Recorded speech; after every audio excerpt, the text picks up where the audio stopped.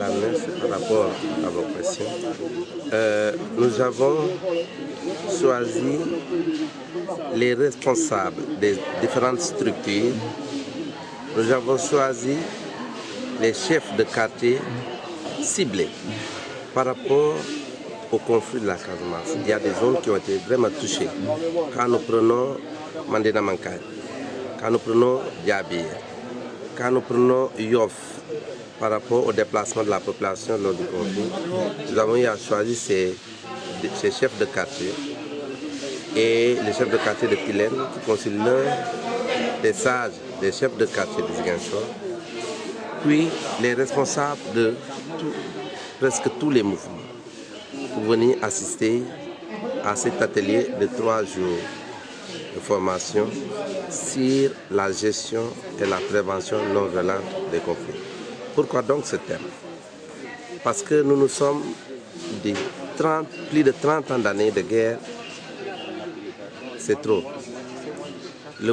Les autorités, les ONG, beaucoup ont réagi, des solutions ont été proposées, mais jusqu'ici la paix n'est pas revenue.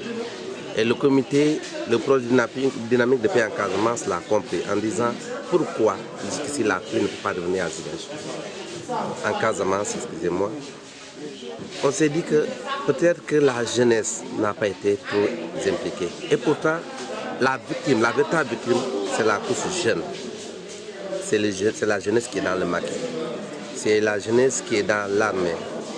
Et aujourd'hui, pourquoi on ne les implique pas? Donc nous nous sommes proposés une alternative. En se disant, nous allons prendre une autre approche, partant sur notre comité, la base, la population locale.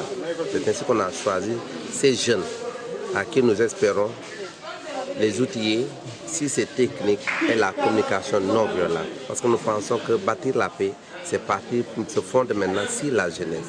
Parce que grâce à la jeunesse, on espère que demain, la paix va sourire pour la région. Et quels sont les modules qui ont été développés? Voilà, par rapport aux modules, nous avons 3 grands modules. Le premier, c'est d'abord le conflit.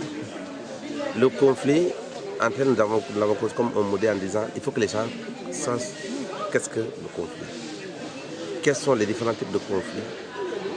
Et nous avons dit maintenant, devant un conflit, il y a un nouveau mécanisme qu'on appelle l'outil d'analyse du conflit. Vous devez être à mesure, en tant que bâtisseur de paix, à mesure de résoudre des conflits, non plus à les gérer. Parce que quand vous gérez un conflit, c'est temporaire, le conflit ressurgit. Et il faut arriver à le résoudre.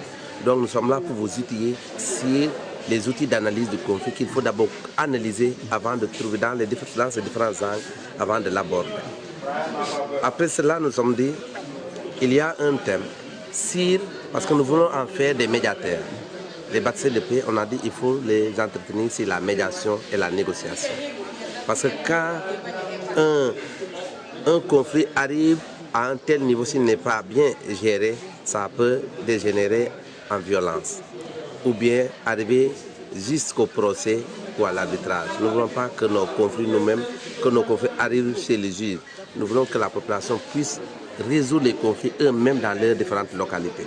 Donc la médiation et la négociation a été un deuxième thème. Le troisième, c'est sur la communication non violente. La communication non violente parce que nous parlons mal. Nous exprimons nos besoins mal. On se dit aujourd'hui, les gens, ce qu'ils constatent, c'est ce qu'ils interprètent. Or, l'observation doit être différente de l'interprétation. Ce n'est pas ce que tu as observé que tu dois interpréter. Sinon, ça frustre l'autre.